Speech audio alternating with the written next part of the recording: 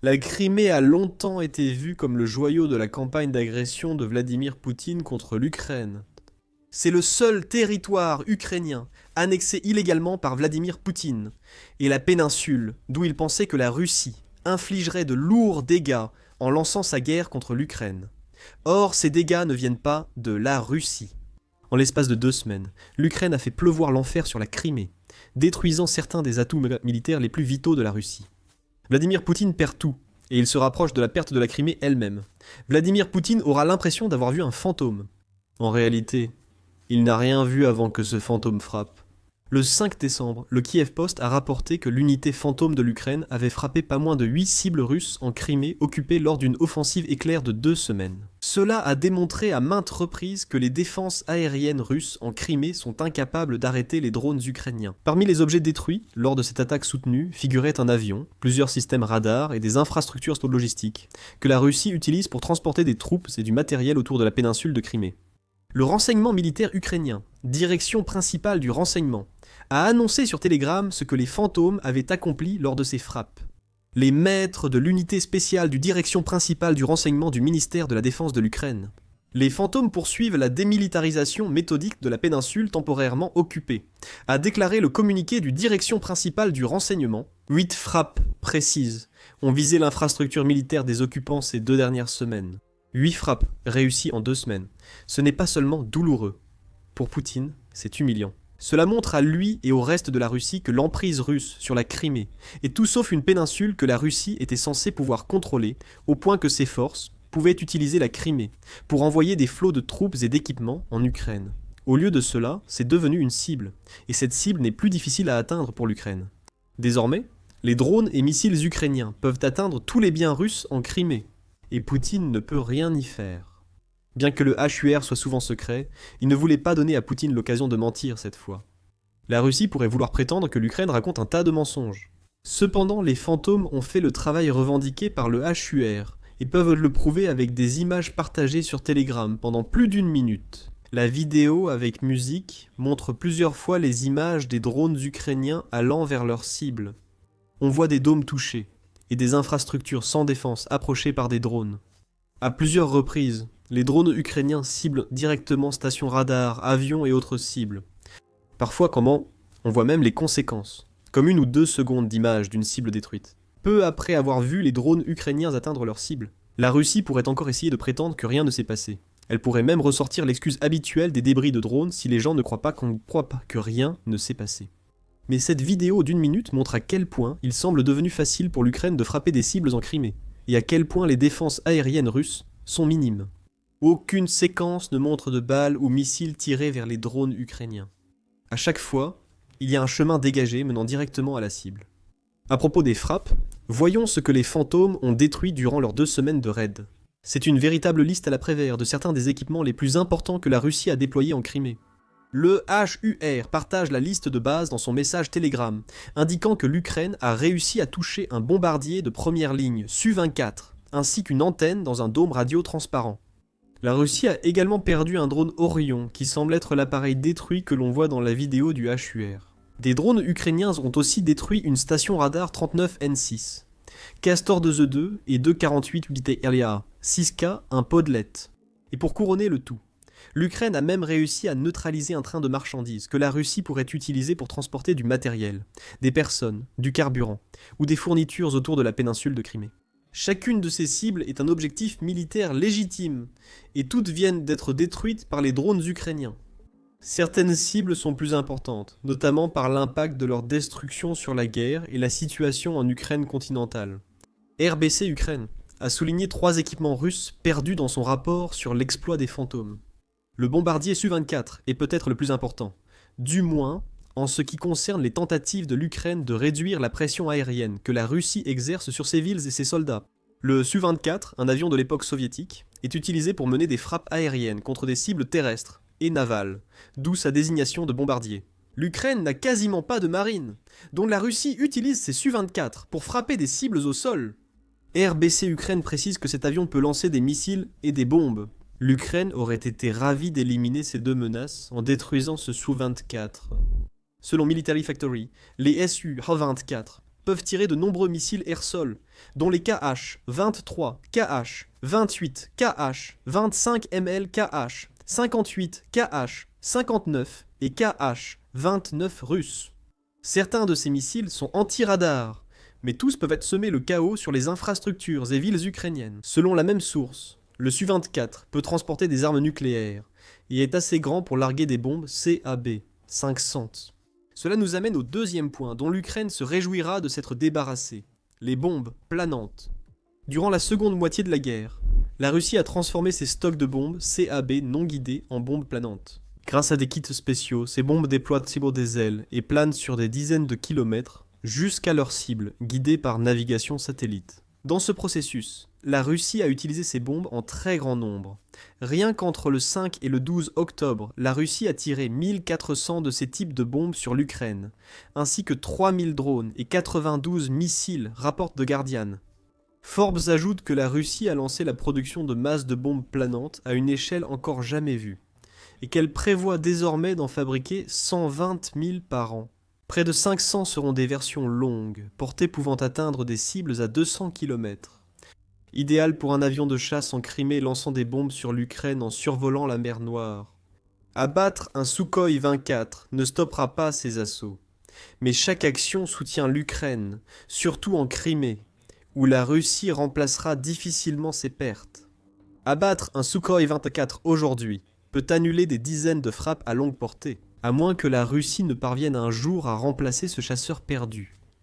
Ces frappes visent avant tout à relâcher la pression, tandis que la stratégie ukrainienne de mort par 1000 coupures freine l'attaque russe, passant de la défense à une future offensive. RBC Ukraine mentionne aussi les 2 radars détruits par les fantômes en 2 semaines. Le système Podlet, déjà évoqué, est un radar que la Russie connecte à ses missiles solaires S-300 Sekekon ou système Surface-to-Air missile. Le radar a pour rôle de détecter et suivre les cibles aériennes en 30. Ces données sont transmises au S-300 qui tire le missile sur les cibles. Vous devinez déjà pourquoi détruire un Podlet est une grande victoire pour l'Ukraine. Privés de ce radar, tous les systèmes S-300 connectés au Podlet sont maintenant aveugles. Ils n'ont aucune information sur ce que l'Ukraine envoie dans la partie de l'espace aérien de Crimée où le Podlet a été perdu. Cela permet à l'Ukraine de lancer davantage de drones et missiles. C'est sans doute pourquoi la vidéo de Hauer montre si peu de résistance aux drones ukrainiens. Si les fantômes ont d'abord détruit le Podlet, et il est probable qu'ils l'aient fait, alors toutes les défenses aériennes que la Russie a déployées en Crimée auraient été rendues inutiles. Ensuite, il y a la station radar Castor 2E2. Elle remplit une fonction similaire à celle du Podlet. Cette station radar à balayage circulaire détecte, suit et identifie des cibles aériennes. Elle est même spécialisée dans le suivi des cibles volant à basse altitude, ce qui correspond parfaitement aux drones ukrainiens. Voler près du sol complique la détection des drones ukrainiens par la défense aérienne russe. Un rapport russe de décembre 2023 relayé par Forbes évoquait le système de défense aérienne Tor de la Russie. En conclusion, les tirs expérimentaux sur petites cibles avec le Tor montrent une faible efficacité de destruction. Les principales raisons en sont l'imperfection du système de contrôle de détonation de la tête de guerre du missile solaire, ainsi que les grandes erreurs dans le suivi des cibles et le guidage du missile. Les petits drones comme le Castor 2E2 peuvent-ils compenser les faiblesses de la défense aérienne contre eux ? RBC Ukraine indique que cette station radar détecte drones, missiles de croisière et avions furtifs. Le Castor 2E2 est extrêmement important pour la Russie, notamment parce que les données recueillies par le système peuvent être transmises à la fois au système de défense aérienne, au sol et à l'armée de l'air russe. Le radar est ainsi utile en attaque comme en défense, ce qui en fait une cible de grande valeur. Ensuite, le Podlet que nous avons mentionné plus tôt. Lorsque l'Ukraine a détruit un Podlet, cela a probablement aveuglé, au moins, un S-300. La destruction d'un Castor 2E2 aurait pu priver plusieurs systèmes et plateformes aériennes russes de vision. Ce que nous voyons ici est double. L'Ukraine a de nouveau mené des frappes réussies en Crimée, affaiblissant davantage la mainmise de Poutine sur la péninsule. Nous explorerons ce sujet plus en profondeur plus tard dans la vidéo. Les fantômes de l'Ukraine ont aussi prouvé à la Russie qu'ils pouvaient frapper à tout moment, sans que celle-ci puisse réagir. Les 2 semaines d'attaque en Crimée par les fantômes ne sont pas la première fois que cette unité d'élite du HUR frappe aussi fort la Russie. En août, RBC Ukraine a annoncé que le HUR avait détruit un radar 91 N6E en Crimée. D'autres occasions similaires ont eu lieu. Ce système est utilisé par les défenses aériennes S-400 russes pour localiser et suivre des cibles, comme les autres radars mentionnés. Et il a pris feu grâce à une attaque qui s'est avérée plus tard avoir été menée par l'unité des fantômes du HUR. Un autre triomphe des envahisseurs sur la péninsule est devenu aveugle. Il semble que ce soit un fiasco. La démilitarisation de la Crimée occupée continue, a indiqué le HUR après la frappe. Mais les fantômes n'avaient pas dit leur dernier mot. Ils ont harcelé les forces russes causant Crimée jusqu'à hier. Les détails de leur opération de 2 semaines ont été révélés. Le 4 décembre, RBC Ukraine a aussi signalé une frappe fantomatique, cette fois contre un MiG-29 russe, comme le Su-24 mentionné plus tôt. Le MiG-29 peut tirer divers missiles, ce qui en fait un atout redoutable pour la Russie en Crimée. Ces missiles peuvent être tirés de loin derrière le front pour frapper les villes et infrastructures ukrainiennes. Le HUR n'a laissé aucun doute sur ce qu'il a accompli en partageant une vidéo montrant ses drones toucher directement le MiG-29, avec une autre cible. Cette attaque n'a même pas été incluse dans la liste des cibles que les fantômes ont détruites lors de leur blitz de 2 semaines. Il semble que la Russie ait un problème spectral en Crimée, à la fois par le nom et par l'incapacité apparente de la Russie à voir ou à toucher l'une de ses armes. Les fantômes se déchaînent. Les fantômes, ainsi que le reste du HUR et les nombreuses autres unités ukrainiennes qui ont frappé la Crimée au cours des dernières années, participent à ce que le Kyiv Post qualifie de démilitarisation systématique de la péninsule de Crimée. Les ressources aériennes, logistiques, énergétiques et militaires sont prioritaires en Crimée. Ce qui nous ramène à la première chose que nous avons mentionné avoir vue en Crimée il y a un instant. Poutine est en train de perdre son emprise sur la Crimée. Du point de vue ukrainien, c'est précisément ce que le pays et son président, Volodymyr Zelensky, essaient de provoquer depuis que l'Ukraine a acquis la capacité de mener des frappes à longue portée en Crimée. La péninsule est une priorité pour l'Ukraine depuis son annexion par la Russie en 2014, et selon la British Broadcasting Corporation, l'Ukraine ne renoncera jamais. Une partie de la raison est d'ordre juridique. La constitution de l'Ukraine stipule que le président ukrainien n'est pas autorisé à céder une quelconque partie du territoire souverain du pays. Zelensky a insisté en 2025. Il n'y a rien à discuter. C'est contraire à notre constitution. Lorsque le président américain Donald Trump a commencé à évoquer l'idée que l'Ukraine cède la Crimée à la Russie dans le cadre d'un accord de paix, bien sûr, les constitutions peuvent être modifiées. Cela s'est déjà produit souvent, mais l'Ukraine refuse, et beaucoup estiment qu'elle ne doit pas rendre la Crimée à la Russie. D'une certaine manière, des exploits comme ceux récemment réalisés par l'unité des fantômes de Our rappellent à Poutine que l'Ukraine n'a pas abandonné la Crimée. En fait, non seulement l'Ukraine n'a pas abandonné la péninsule annexée, mais elle travaille sans relâche pour rendre la Crimée aussi stratégiquement insignifiante que possible. Dans le contexte plus large de la guerre totale en Ukraine, l'Ukraine ne peut pas contre-attaquer la Crimée par voie pauco-terrestre pour reprendre le territoire. Le Conseil de l'Atlantique a souligné en juin 2023 qu'il serait militairement insensé pour l'Ukraine de lancer une campagne terrestre. Même lorsque sa contre-offensive était en cours à l'époque, les forces terrestres ukrainiennes auraient été décimées dans une telle offensive, car le corridor terrestre qui relie la partie continentale de l'Ukraine est si étroit qu'il permettrait à la Russie de dévaster les forces ukrainiennes en progression à l'aide de drones, d'artillerie, de frappes aériennes et de nombreux autres types d'armes. Le Conseil de l'Atlantique a affirmé en 2023 que l'Ukraine en est consciente. La Crimée a une valeur stratégique pour la Russie, en raison de son port principal. L'Ukraine peut annuler la valeur stratégique de la Crimée et infliger de lourdes pertes à la flotte russe de la mer Noire dès qu'elle quitte Sévastopol. Le Conseil a indiqué que l'Ukraine pourrait combiner mines navales et missiles Neptune pour infliger des pertes à la flotte de la mer Noire.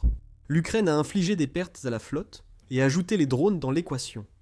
Avance rapide de presque 2 ans et demi, et l'Ukraine a atteint son objectif de rendre Sébastopol pratiquement inutile pour la Russie.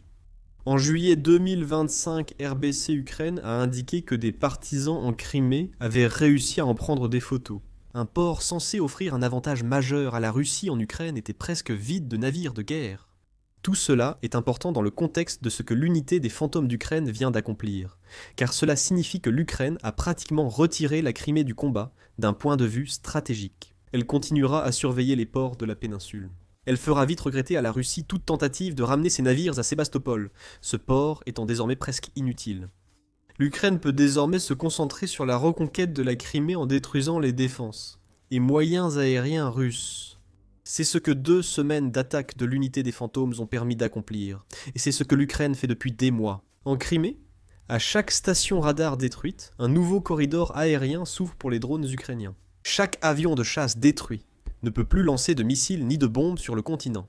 L'Ukraine affaiblit progressivement la puissance militaire de Poutine en Crimée, réduisant son emprise. Et elle y parvient, sans avoir à sacrifier de soldats ukrainiens, dans une attaque terrestre. Il n'y aura pas de contre-invasion en Crimée. Zelensky lui-même l'a dit en répondant aux propos de Trump, selon lesquels l'Ukraine ne dispose pas des armes nécessaires pour reprendre la Crimée par la force. En avril, le président ukrainien a déclaré « C'est vrai ce que dit le président Trump. Je suis d'accord avec lui sur le fait que nous n'avons pas actuellement assez d'armes. Des armes précisément, pas des hommes, car nos hommes sont plus importants. C'est la chose la plus importante. Mais il n'est pas vrai de dire que nous n'avons pas d'armée. Si c'était le cas, cela voudrait-il dire que la campagne de la Crimée de l'Ukraine ne sert à rien? Non, comme l'a souligné Zelensky. L'Ukraine veut affaiblir le contrôle de Poutine sur la Crimée et inciter l'Occident à accentuer la pression diplomatique et économique. C'est l'aspect sous-estimé du contrôle de la Russie sur la Crimée. Ce contrôle requiert des ressources humaines et financières. Selon le Kiev indépendant, la Russie a déplacé jusqu'à 80 000 Russes supplémentaires en Crimée depuis 2014. Avant la guerre en Ukraine, des médias comme la fondation Jamestown notèrent que la Russie investissait des milliards en Crimée pour soutenir le budget de la péninsule.